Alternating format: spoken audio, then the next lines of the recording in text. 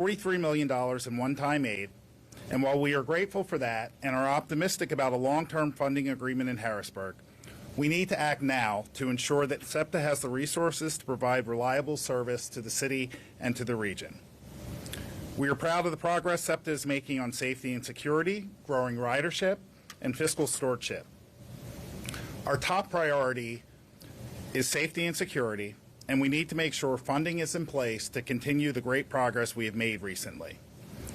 In particular, the efforts of SEPTA Transit Police to prevent serious crimes and advance efforts to address fare evasion and quality of ride offenses. These are important for both our customers and our employees. And we need to continue to support the success of our police department has had with hiring new officers and retaining the talented staff that we have. Despite funding constraints, we are consistently providing a high level of service on buses, subways, and trolleys. This week, we are making the first major post-pandemic service increases on regional rail. The demand for service is there, and these new trips are going to help us grow by adding ridership and raising new revenue. We have to be able to support the rollout of these types of initiatives to grow for the short and long term. Riders are returning in big numbers, and these funds will help offset maintenance costs. We are showing Harrisburg and all of our stakeholders that SEPTA is making significant strides and that our financial house is in order. New revenue is also on the way with the resumption of regional rail parking fees. This will start on September 23rd and will roll out into November. We also continue to evaluate fiscal measures to reduce budgeted spending, including putting a hold on non-essential employee travel, hiring, and other expenses. These measures and the fare proposal being announced today support our operations, but they are not a complete or long-term solution. We still need action in Harrisburg to ensure that we are able to continue progress on critical safety and security and ridership initiatives.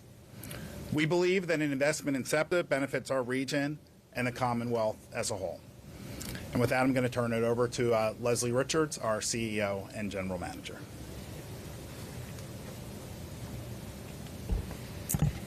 I want to start off by thanking our board chair, Ken Lawrence, and the entire SEPTA board for their guidance as we navigate this fiscal crisis. I echo Chair Lawrence's optimism about a long-term statewide transit funding plan, but we also have to act now to ensure that SEPTA is best positioned to continue providing reliable service to the city and region. We're doing everything possible to raise awareness and revenues and control costs. This proposal would generate $14 million in revenue per year, which would help support ongoing efforts to enhance safety and security and improve service. This proposal would bring the single trip travel wallet fare on buses, subways, and trolleys to $2.50, which is the same as our base cash fare. And most single-trip fares on regional rail would increase to align travel wallet and quick trip pricing. All daily, weekly, and monthly passes would remain the same price. Anytime prices change, it can be challenging for our riders. We crafted this proposal so that we can deliver new benefits as well, and I would like to discuss a few of those. On transit, the fare proposal eliminates restrictions on direction of travel for free transfers. This offers new flexibility for more round trips on a single fare. Currently, if you get off the bus, go to run an errand, then get back on the same bus route traveling in the opposite direction, you have to pay 2 full fares for round-trip travel. Under the proposal, a rider using a SEPTA Key card or contactless payment method can run that same errand and return on the same bus or metro route within a 2-hour window without getting charged the second fare. With this change, transfers will be more inclusive of how people want to use our system for a variety of trips, perhaps a variety of trips throughout the day, and not just a 9 to 5 commute. All of our research has shown us that post-pandemic, we have an increase in female riders, and female riders ride differently. They trip change throughout the day. We have an increase in minority riders. They also ride differently. And people are using us differently. This will also help on weekends as well, where we're seeing more ridership. And for regional rail, the fare proposal changes 3 current Zone 2 stations to Zone 1 stations. Those 3 stations are Overbrook, Wissahickon, and Tupelhocken. This means that customers with a weekly or monthly TransPass now have access to regional rail services at these 3 stations at no additional cost, while reducing the price of a pass and single ride fares for current riders at these same stations. With the inclusion of these 3 stations, TransPass holders will now have access to regional rail services at 18 stations. The proposed $4 Zone 1 base fare will now cover all trips that start and end at a Zone 1 station, whether or not they go through Center City. And this opens up regional rail services for different types of trips and provides improved connections for communities across the city. So on moving forward, by releasing this proposal now, we will be on track to hold public hearings on October 16th. And from there, we will review feedback and report from the independent hearing examiner before sending the proposal to our SEPTA chair and our SEPTA board for a vote at our November board meeting. And with that, we're happy to answer any questions. I don't know, Andrew, if you wanted to add anything? That's good. We might call on a couple members of staff to come up. Yeah, and we help us understand here. that this is a complex and detailed fare chart here, and we do have staff available if anyone wants to obviously get a close-up of this chart and have someone walk through all of the tweaks that are on that chart. Leslie, is it your expectation that the $14 million this will generate will become regular recurring revenue? And to ask the question another way, if the legislature comes through with stable funding, could this be rolled back, or are you going to be counting that these discounts are gone forever? Yeah. Just to remind everybody, even if we receive the full amount that the governor has proposed, there is still a gap in our operating budget. We've always seen this as SEPTA working alongside our funders, our state, our federal, and our local funders. And so we still have a large gap to fill, and so this $14 million will help, yes, every year filling that gap, but we still probably have tens of millions of dollars to fill in that gap, even if we receive the full amount from the state. Yes, go ahead. Too. And I want to remind everyone, too, we haven't had a fare increase since 2016. We halted that during the pandemic. So, you know, I would not see this rolling back. I just have a question. Who would most likely see this fare increase? Because it looks like if you are a regular commuter, you're going to be buying that weekly TransPass, you're going to be buying that monthly TransPass. Who is the customer who would likely most be affected by this? Sure. So anyone using a SEPTA Key card less often, where they're not buying those passes, instead of a $2 fare, will now be paying $2.50. And just to give some context here, currently about 7% of our riders pay cash. So they've been spending $2.50 for that metro ride. Again, that is our trolleys, our buses, our subways, each way. Now those who use contactless cards, it can be a debit card, a credit card, your Apple Pay, your Google Pay, or a SEPTA Key card, we're receiving a discount, which was $2 per trip on those modes. And we are removing that discount. So anyone who travels less frequently or has not been using a weekly or monthly pass, those are the riders that would see this increase. Sure. Yeah. So look, it was very important when we gave up the tokens, I don't know how many of you here were here during that. That precedes me. But we wanted to get people over to the SEPTA Key card. And so we were looking for all different types of incentives to do that. And a discount is a good way to do that. When we also went to contactless, we wanted people to see the ease of it. We wanted them to use the cards. It's a lot easier. Lines move faster. It really helps us with the operations of the system. And so, again, we wanted to give incentives for those to try. We've done that now, and we also wanted to do everything we could to increase ridership. We're always looking at ways that we can increase ridership. Currently, we're at about 73 to 75% of pre-pandemic ridership across all modes right now. And, we're doing everything we can to get that number as high as possible. As far as the new weekend trains and weekday trains that you're adding, one, how much money do you expect those to bring in? And what does that mean for that budget deficit, that hole that you have? Yeah.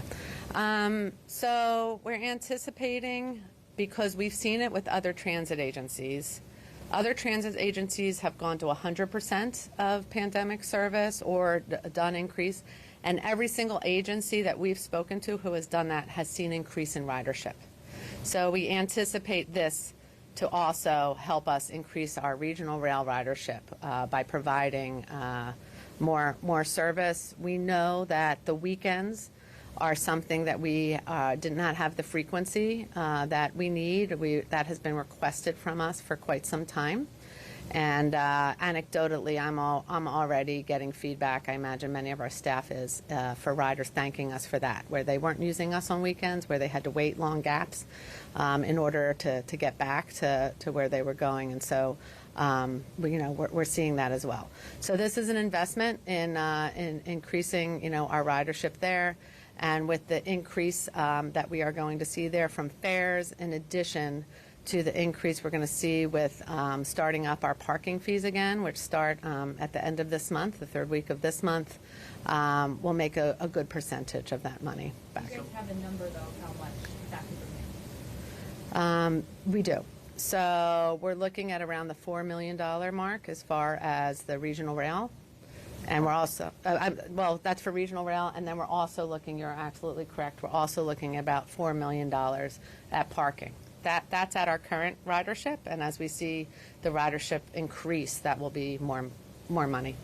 Is there any concern that with the parking going back, you said, as well as the fees going up, or at least the reduction is no longer going to be in existence, that some people who already have the option to work from home and are not coming into the city as much, I mean, a lot of businesses still say they're not getting foot traffic and having issues with that. Yeah, no, absolutely. Whenever we make a decision, we know that there can always be a negative impact as well. So when we increase fare, we know some people now may not choose to ride SEPTA. When we start to implement the parking fee again, we know that some people may choose. Maybe they'll choose to look for street parking. Maybe they'll choose not to use us. But that's all in our calculations.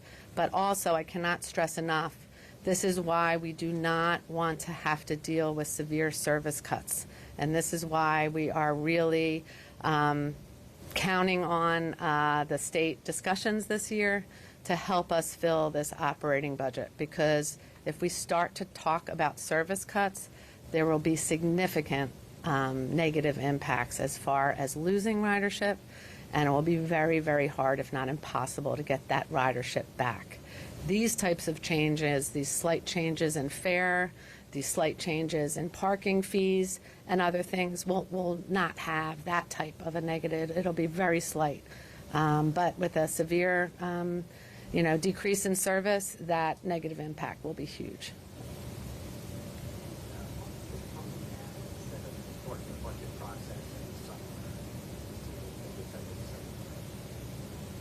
What was that?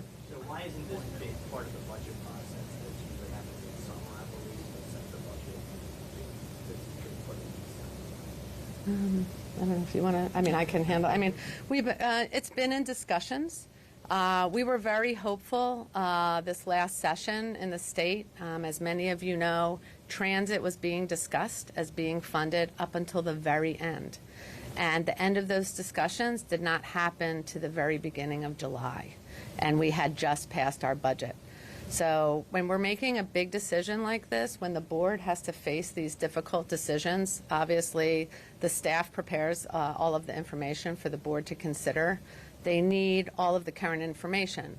And so there was a chance that we were going to get the funding as proposed by the governor up until, the first week or so of July. And so it wouldn't have made sense for them to move ahead until they had that information. But as soon as we got that information, we started preparing all of the information for the board to consider. Are these fare increases going to impact the SEPTA Key program at all, the appropriation and stuff? Yeah, on the next round, so the SEPTA Key Advantage program, where employers offer free transit to their employees, and we are thrilled. We are closing in on having as many as 100,000 riders riding our system right now because their employers are either heavily subsidizing or offering it free to their riders. So every 6 months, we go in and we look at all of the numbers. If more employees are using the system than we anticipated, we have to even out that amount. In that contract, it can never go above 10%. And that's a discussion that we have when we work through the numbers with each employee. This fare proposal, on average, is about a 7.5% increase. And so many of those discussions over the next 6 months will be looking at 7.5%. Give or take. But again, this is a cost-neutral proposition for SEPTA. We do not make money on this. It is a very good deal for employers, and they are actually, anecdotally, we're hearing the return to office work that they're doing, and getting more people into the office has been successful because of this benefit that they're offering. So we anticipate, those discussions to go well, but that will be a different type of discussion than we've had since we piloted. So nothing decided on that yet? It's different for each employer. I don't mean to get too much in the weeds or to go around it. It's different for every employer, and it's really based on the percentage of employees that utilize SEPTA. And so it will be a different price, but that price is deeply discounted than what that employee would pay without their employer participating in this program. And I'm happy to have you talk to our SEPTA Key Advantage manager if you want to get into more details. You sort of touched on this, but would you expect that ridership has been rebounding since the pandemic? Would you expect that this, what is in effect a fare increase for many riders, would affect the rebound, would slow the return to the system? Yeah, whenever we do a fare increase, we anticipate that. I'm assuming, and I'm looking to those at SEPTA who have been here for other fare increases, I assume we always see a bit of a decrease. But we are really thrilled that we have seen increases month over month since the pandemic. I'm going to get a little nerdy on you right now, but I know you and I do this occasionally. I just want people to understand when we talk about the percentage of ridership, we compare ourselves to the month in the previous year. And I also want to let people know that every month the average riders change. Sometimes it's because of school vacations, it's a holiday. It's a time that, we have a Super Bowl game, right? Like there's all of these different things that impact ridership. So when I say we're at 73% this month, that ridership could be slightly below 700,000 trips per day, where the month before, when we were at that percentage, it's above that amount. It's complicated, but I just wanted people to understand that. Yeah. Have those discussions begun in Harrisburg yet over the next funding bills? Absolutely, they never stopped. I'm going to give Ken a chance to address that, because our board has been extremely involved in those discussions, as well as our government affairs staff and other staff. But we continue to talk, to answer questions. Yeah, so the General Assembly will be coming back in September. They have legislative days scheduled for that. We've spoken to the governor. We've spoken to the legislative leaders. There is a hope to get something done to provide a permanent solution for transit funding. Quite frankly, we're agnostic as to how that happens. We need the money. But, from the conversations that we've had, both with the governor and legislative leaders, we're hopeful that something will get done in September and for a permanent solution, not the one time. Yes. When you say permanent solution, can you elaborate what that means for Philadelphians? Well, for all of our riders for SEPTA, it's recurring funding that we can rely on, that we can budget for, and that we can plan on. Ken, I don't want to ask you to speak for the board, but would you expect the board to approve this plan? I've had conversations with nearly all of our board members. Our board members understand that we have a fiduciary responsibility to our employees and to our riders, so I would expect that it would go forward in November. Do you expect, after these public hearings, for a lot of this plan to change? I think it's a pretty straightforward plan. I don't know what would change, but we'll go through the hearing process. We'll get feedback from our riders, and then staff will come back to the board with recommendation. Good.